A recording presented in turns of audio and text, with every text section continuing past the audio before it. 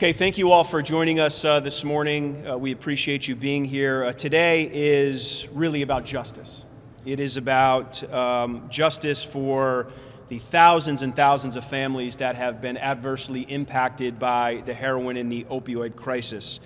Specifically, we are talking about the Opioid Settlement Fund Advisory Board that has yet to be fully staffed. The governor still has 4 appointees that have not been appropriately vetted. The mayor of New York City, Mayor Adams, still has a member that has not been seated and properly vetted. And that is important to the people standing at this podium today because we are talking about $265 million that is being appropriated to address the heroin and the opioid crisis. As many of you know, I had the good fortune of spending 15 years of my life as a member of law enforcement. Some of that time, or a portion of that time, was spent working in an undercover narcotics capacity. And in that capacity, along with my capacity as an elected leader in the Southern Tier and as a member of the task force on heroin and opioid addiction, not only I, but my colleagues in state government, my colleagues in law enforcement saw firsthand the death, the destruction, and the despair that this crisis has created. And as my colleagues can tell you, Senator Boyle can do this because he founded the task force in 2014, being one of the founding members. Other colleagues of ours had very emotional conversations with mothers and fathers, with brothers and sisters, with grandfathers and grandmothers who had been directly impacted by the loss of life, the loss of their loved ones. Those families that I speak about, those families deserve justice. I want to specifically applaud the work of our Attorney General. Our Attorney General has fought incredibly hard to ensure that Big Pharma is held accountable. By way of that accountability, the Attorney General and her staff have secured more than $1.5 billion in what I will describe as blood money. It is the truth, because that money was made on the backs of our loved ones, people that we had lost. And their profits were motivated by one thing, motivated by greed. So I will be the first to admit that you can never arrest your way out of an issue like this. But I will also say from this podium that you cannot blindly send money at the problem either. So very specifically, if you look at what we were able to accomplish in a bipartisan fashion, the advisory board was done in a bipartisan fashion. The lockbox that we speak of was done in a bipartisan fashion. Why? Because there are certain things that transcend politics. We all recognize that here today, that we need to continue to move forward to ensure that every single dollar gets into the hands of the community-based providers, the people who are on the front lines of this epidemic, the people who are on the front lines of fighting this fight every single day, to ensure that the investment is proper. The investment is one based in treatment, in recovery, and prevention, because that's what people who are suffering from addiction deserve. So I will say this, that the members of this conference are lucky to have a leader like Senator Ortt, who continues to prioritize our advocacy. Under Senator Ortt's leadership, we continue to put people before politics. We recognize the importance of addressing issues like this, and we recognize the importance of standing up and fighting for what is right. With that, allow me to introduce Leader Ortt. Leader. Well, I want to thank Senator Akshar, both for his kind introduction, but also for his continued advocacy on this issue. Certainly Senator Serino and all my colleagues who are here, Senator Oberacker. But, you know, Senator Akshar and I, we were fortunate, and I mean that sincerely. We got to serve several years ago on the heroin and opioid task force. We were co-chairs. We traveled the state and heard from parents, law enforcement, We heard from school superintendents. We heard from survivors. We heard from drug and alcohol treatment counselors.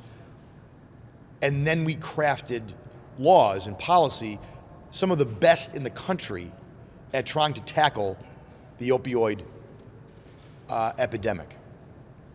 And I just say that because I think that stands in stark contrast to how we come up with policies to the challenges facing New York today. We don't bring everyone to the table.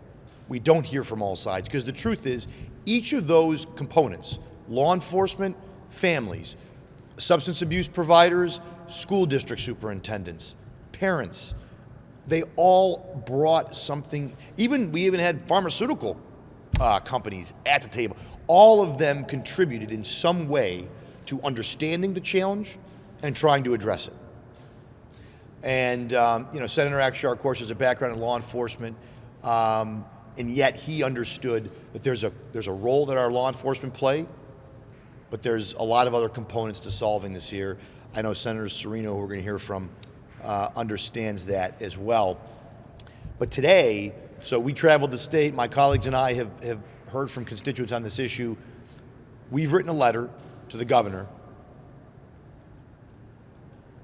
Last year, the Attorney General's office had a settlement. We're talking hundreds of millions of dollars in monies from pharmaceutical companies to address the opioid epidemic here in the state of New York, to save lives.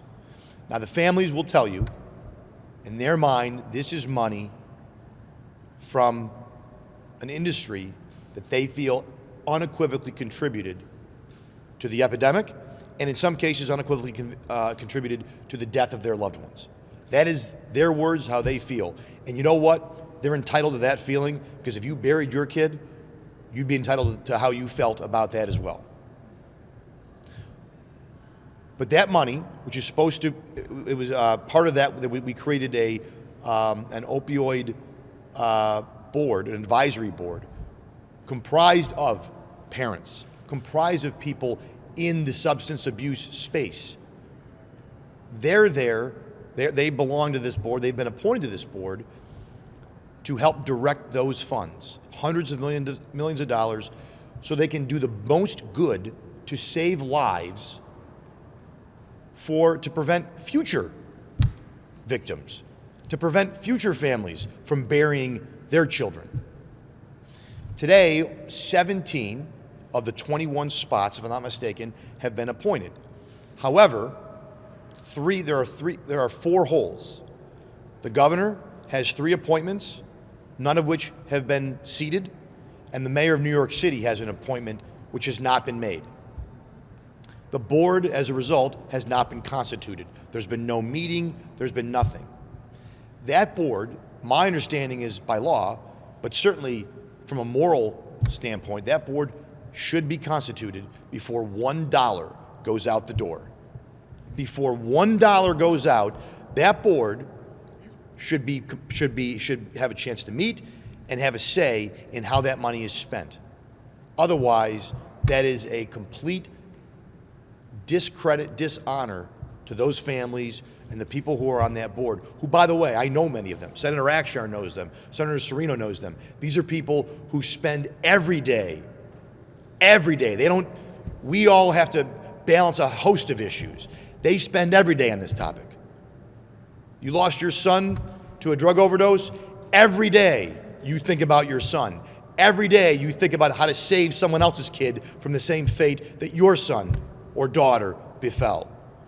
If you're a substance abuse provider, if you're a drug and alcohol counselor, you're trying to save lives, every day you're battling in this space.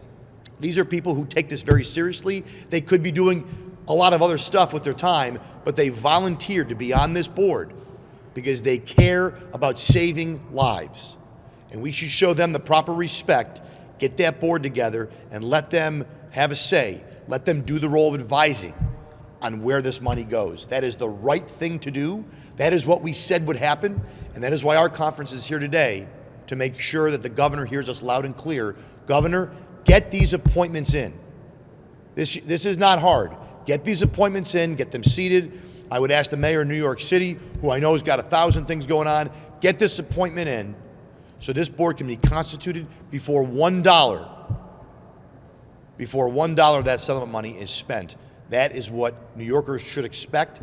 That is what the people on the board should expect, and that is what this conference expects. And this is not a partisan issue. We're just here to remind the governor that this needs to happen. I can promise you, we met with, across the state, survivors, victims, families. I never asked one of them what their political background was or their political registration was, and I can promise you, the opioid, the heroin, the fentanyl, the drug dealer who sells it doesn't give a crap. They don't care. There's been just as many Republicans as Democrats who've been put in the ground as a result of this epidemic. And so this isn't a partisan issue. This is just, hey, we can't lose sight of this issue. We can't lose sight of the promise that we made to New Yorkers and to families, and we should follow up on our responsibility in this budget, but making sure this board is constituted. I want to thank, again, my colleague, Senator Akshar, who's been a partner of mine on this issue since we've been in the Senate, Senator Serino, the same, and all my colleagues who are here today. This is important to our conference. This is important to the people of New York State, and we're here to make sure that we follow through on our commitment and our promise to these families to get this board constituted before this money goes out the door. And with that, I'll turn it over back to Senator Akshar. Thank you, Leader. I think the leader makes a very salient point, right? This epidemic, this crisis, doesn't care if you're rich or poor, white or black, you live in a mansion or a shanty, right? It has impacted thousands and thousands of New Yorkers. As the leader said, we both had a good fortune of serving on the task force together alongside Senator Serino, who is well versed in this issue. Senator?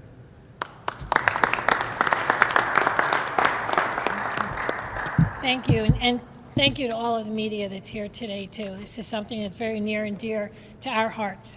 You know, according to the Rockefeller Institute of Government, New York experienced a record number of overdose deaths in 2020, with nearly 5,000 residents losing their lives to this horrific epidemic. For all of us here today, that is not just a number. Those are real people, real New Yorkers who lost their lives to an epidemic that was fueled, in part, by the industry's greed and negligence. For me, I always think about all of the parents and siblings I have met over the years who have shared their heartbreaking losses and have come to Albany time after time to plead with lawmakers to do more to ensure that no other families suffer the way theirs have. Today, thanks to the work of Attorney General Tish James, the families, New Yorkers in recovery, and local leaders across the state, we have a once-in-a-generation opportunity to reverse these statistics and save lives. But the state is already squandering it as it seeks to circumvent the lockbox law that gives these stakeholders a real voice in the process. If we actually want to make a difference and more effectively put these historic resources to use, we have to start by listening, something government fails to do, to those with lived experiences and experts in addiction and recovery, not backroom bureaucrats. With the COVID-19 epidemic only exacerbating an already devastating crisis, all of us here today realize that when it comes to combating the scourge of opioids, time is of the essence and every single day matters. No amount of money is ever going to bring back the New Yorkers we lost to this epidemic, but these settlement funds are an acknowledgement of the wrongdoing that played a role in their struggle, and we have a duty to ensure that they are used to truly prevent further loss. Last year, the lockbox legislation passed unanimously, as my colleagues have mentioned, with full bipartisan support. Our loved ones do not have an R or a D attached to them when they're going through these epidemics. Today, we are calling on our colleagues in the legislature to maintain their commitment to this cause, reject any plan that turns the settlements into yet another slush fund, and help ensure that the advisory board is fully appointed and active so these dollars can be put to work to help save lives. Thank you.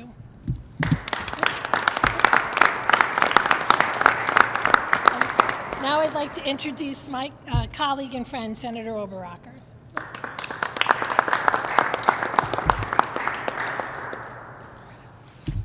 Thank you, Senator Serino. You know, as the ranking member on the Alcoholism and Substance Abuse Committee, there were plenty of headlines this last year touting the opioid settlement lockbox and the advisory board that would help protect it. And I supported this legislation, as many of my colleagues here. The goal was simple and very clear. Ensure the opioid settlement funding will be used to truly help those in need. And not only that, but we wanted to make sure that the experts, the people who really understand addiction, would lead this effort. Yet here we are, set to crack open this safe and spend $265 million without a real plan and without consulting the true stakeholders. It's the Albany way, and it needs to stop. Here's the process that we know all too well. First, legislation is passed. Second, press releases are issued. Third, a public bill signing takes place and everybody applauds. Then we get to where we are here today. All of the good intentions are tossed aside and there's no real follow-through. That sad and disgraceful cycle must end. Because in this case, allowing politics, as usual, to continue will truly cost lives. We know that people are not receiving the treatment they need. We know that our rural communities lack equitable addiction services. And we know that people are dying. It's time to take a stand. The opioid epidemic has devastated individuals, families, and entire communities. Education, prevention, and treatment are all needed if we are going to address this public health crisis. People are hurting, and we need to honor that promise, the promises that were made when we passed this legislation last year. It's time for transparency. It's time to let the public know that Albany can and will follow through. Fill the advisory board with true experts. Let them develop an effective plan, and do not spend a dime. Do not spend a dime of the opioid settlement money until that happens. Lives are at stake. With that, I would like to turn this back over to Leader Ortt for his introduction. Leader? Thank you, buddy. Before I introduce our next speaker, I do want to recognize, and he may have been recognized, Senator Akshar may have done this already. I was late, so I apologize, but I do want to recognize Senator Boyle. You know, long before any other elected official in Albany was talking about the opioid pandemic, the epidemic, the crisis, Senator Boyle was. And he was doing it because he had a very real constituent, someone close to his office, that had dealt with the opioid epidemic firsthand. And he saw what it did to their lives, to that family, and he decided to use his position as a state senator to try and make a difference, which at that time really was about getting this in the conversation, talking about this from a standpoint as an elected official. So Senator Boyle, thank you for really getting this going on behalf of our conference.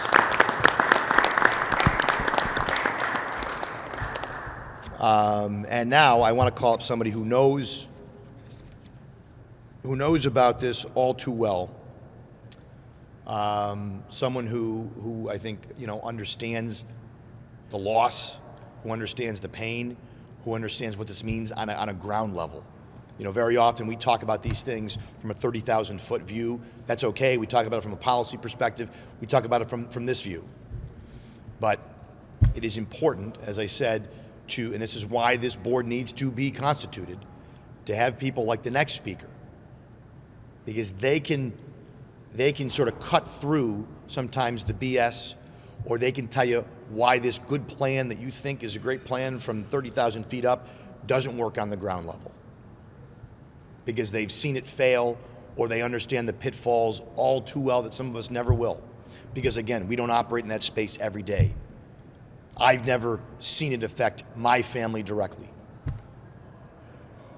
And that kind of background, that kind of experience, that kind of no BS is what we need when we're spending this money, because we'll never get this kind of money again. This is a once in a lifetime opportunity to really use this money for something good. And by the way, New Yorkers are fine with this money being spent to save lives. What they're not fine with is it being wasted by Albany politicians who either don't know what they're talking about or are more interested in just the press release. And our next speaker, trust me, is not interested in the press releases. She's interested in actually saving lives and doing some good. And I want to call up Amanda Richline to say a few words. Linda first. Oh, I'm sorry, Linda. I'm sorry. I'm just going off of the notes. Oh, you know what? I'm too far down. Linda Ventura. I'm sorry. right. I'm sorry. I'm looking down here. She's coming up next. Amanda Richland's coming up. So. Good afternoon. My name is Linda Ventura, and I am unfortunately the founder and president of Thomas's Hope Foundation, because on March 14, 2012, my 21-year-old son died to substance use, specifically a heroin overdose. So during the month of March, we just acknowledged 10 years without my son. His birthday was Monday. So you got me on a good day, because I'm a little fired up about this subject. My younger son just got married, and his brother was not there to be the best man. He doesn't get to be an uncle to his nieces and nephew. He's not here to be a son to me, to be a husband, to be a nephew, to be all of those things. However, in his name, the foundation on Long Island, we handle 1,500 calls a month. So if you think that treatment providers or other organizations are handling it, they're not, because my little foundation does an awful lot of work. But this money, we fought. I was honored to be with Phil Boyle in 2014 and bring my son's ashes to Albany, and he made quite the appearance and changed a lot of thought processes here. We changed a lot of laws in 2016. It's very interesting that on election years, we're called to change some laws. Just saying. And now we have, last year we fought Ashley LaFontaine from the North Country and Avi Israel from Buffalo, and myself. And last week I drafted a letter and we sent it to every single legislator, and a hard copy was sent to the governor with no response except from this group of folks right here. So why is that? So I went back and read the law, and I'm not an attorney, but the board was supposed to be seated by November 1st, 2021.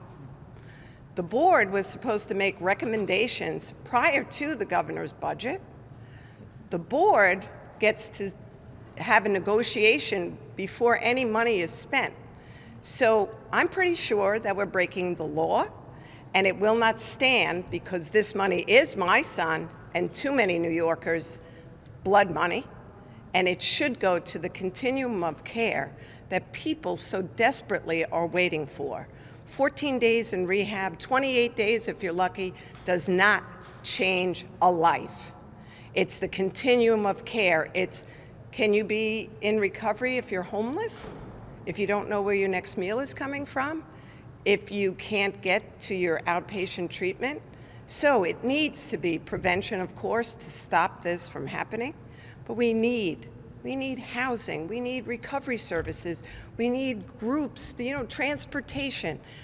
We need everything that any other disease would call for and get, I might add. But for some reason, mental health and substance use seems to fall on, well, they chose to do that. No, they didn't choose to do that. My 21-year-old son never woke up one day in his life and said, I think I'll die when I'm 21 and devastate my family and cause a never-ending hole in their lives. Said no one. So today, we need this lockbox to say exactly that. It needs to stay locked. And a quorum could be called today. They have more than enough members. they could seat that advisory board, and that advisory board could start doing their job. But that $265 million, I will guarantee you this, that it will not go anywhere, because I'll make sure that it's not going to go anywhere. That's a promise. That's a promise that we will keep. So, Governor Hochul, you have 3 seats left. I would suggest that you appoint me to one of them, because I have lived experience. So we've been fighting this a long time. You know, we've pounded the halls, and I am the woman of distinction a few years ago in the New York State Senate. So I'll be unrelenting. So we will get it done. And it just so happens to be an election year, isn't that true? I think it is. I'm not threatening, I'm promising that if you don't do the right thing, I have a lot of people a lot of families, that this is their loved one's blood money. They will follow, and they will do the right thing, and they will hold you accountable for keeping this money in this lockbox. Do the quorum today. Do it today. It could happen today, because this is just another example of politics carving out blood money for their own good, not for the good of New Yorkers. And I'm pretty sure that you guys work for me, right? We do. Oh, you do. You work for your constituents. So we just want to make sure that that's what's heard today. Thank you. I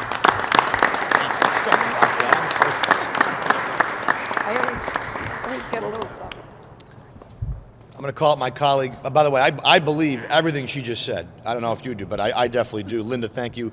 I want to call up now to introduce Amanda Richline, who I sort of, I blew that, I guess, but I want to call up my good friend, colleague, Senator Sue Serino. Thank you, Leader. And thank you, Linda, so much for telling your heartfelt story and for being a real champion. Thank you. And next, I'm going to introduce Amanda Richline, who I became friends with years ago, and she spoke at an event for us. She is amazing, and wait till you hear her story. You know, we're here all talking about statistics. This is about real life. Amanda represents Unshattered Incorporated in my district too, which is amazing. It's an incredible nonprofit in our community that empowers women in recovery by helping them gain financial independence. And it's a great example of the kind of successful programs we really need to be investing in going forward. So Amanda, come on up. Thank you. Thank you so much, Sue. It's an honor to be here today and to represent Unshattered and also represent people in recovery. In 2007 and 2008, I was in back-to-back car accidents where I broke my back, fractured my kneecap, and nearly lost my arm. Had multiple surgeries and was prescribed prescription painkillers for an extended period of time. I tried everything that I could think of to get off of those painkillers, and by the time my doctor stopped prescribing them to me, I was already addicted. It wasn't long before I was introduced to heroin, and when I started doing heroin, it took everything from me. It took custody of my 2 children, relationships with my loved ones, my family. It took my dignity, my self-worth. I did things that I never thought that I would do to get that drug. And I didn't think I was ever going to get out of it.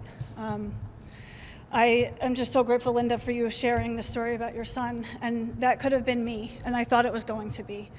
I was incarcerated in 2015 when 2 women came and shared their story of how they found recovery. I ended up going into that program for 6 months, and unfortunately, this is how the relapse cycle works. People go back into their communities where they're from, and they pick right back up where they left off, which increases the risk of overdose. Relapse significantly increases, and that's what happened. I picked up basically the same day that I left the program, and I stayed out for 10 months, and by the grace of God, I made it back into that program. I completed their year-long program. Successfully, I regained custody of my children, and I was introduced to Unshattered. It is an organization that is ending the addiction relapse cycle by providing pathways towards economic stability and sustained sobriety, and it's working. I've been employed with Unshattered for 4 years. I'm now in a leadership position. I get to speak into the lives of other women that are on my team and coming onto the team. I get to advocate for them, and that's what I'm doing here today. They're incredible women. People in recovery are resilient. We're fighters, and we are an incredible resource if our gifts are used in the right direction and having a purpose. That's what Unshattered offers. It offers a purpose. It offers meaningful work in a community of like-minded individuals where we can encourage one another and lift one another up. I work with some of the best women, and I love each one of them so much. I wish everybody had that opportunity. I think where this money should really go, it's not just about getting people to recovery. There's lots of recovery programs. What is the next step? Like Sue said, if you're homeless, or I'm sorry, Linda said, if you're homeless, like you don't have options. But what organizations like Unshattered are offering are an opportunity to restart your life in a new community with resources that can allow you to rebuild. And that's what I've been able to do. I actually am going back to school to get my degree in business administration. I've been given so many amazing opportunities through working for Unshattered. Like I said, I'm in a leadership position, and I last year was selected as a 40 Under 40 award recipient through Dutchess County Chamber of Commerce. It's just such an honor to be here today, and I want to be a voice for those of us in recovery, and I think that it's so important to hear from people who with lived experience, who have gone through, who have family members that have been lost to this disease. Thank you so much for having me here today. It's been an honor.